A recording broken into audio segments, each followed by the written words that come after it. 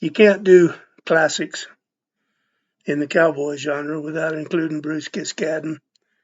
We started this little series with that old poem by Bruce when we finished shipping cattle in the fall.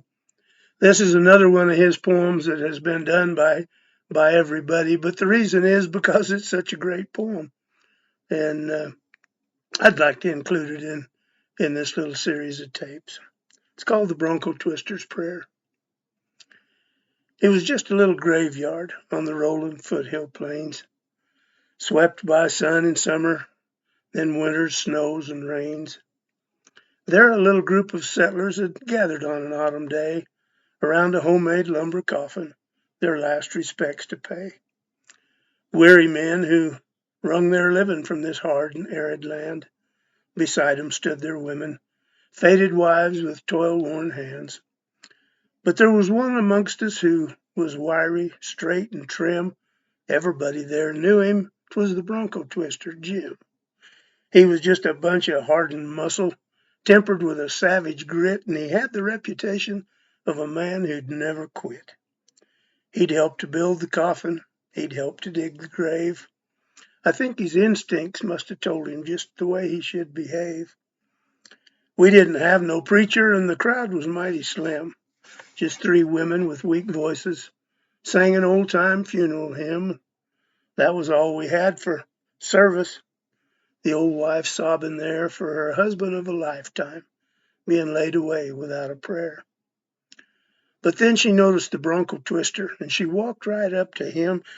She placed one trembling arm around him and said, "Pray, please, won't you, Jim?"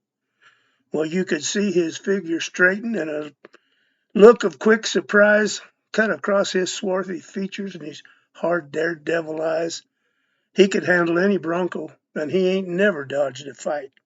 'Twas the first time anybody ever saw his face turn white. But he took his big sombrero off his rough and shaggy head. How I wish I could remember just what that bronco peeler said.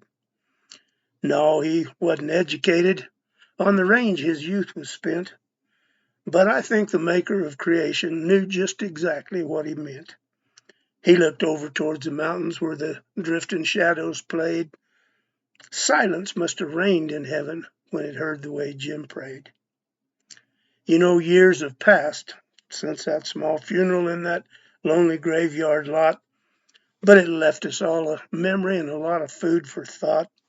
As we stood beside the coffin on the freshly broken sod with that reckless Bronco Twister talking heart to heart with God. And when the prayer was over and the grave had all been filled, he rode off towards the mountains on that rough half-broken pony. He rode off towards the hills. Yeah, we stood there in amazement as we watched him ride away.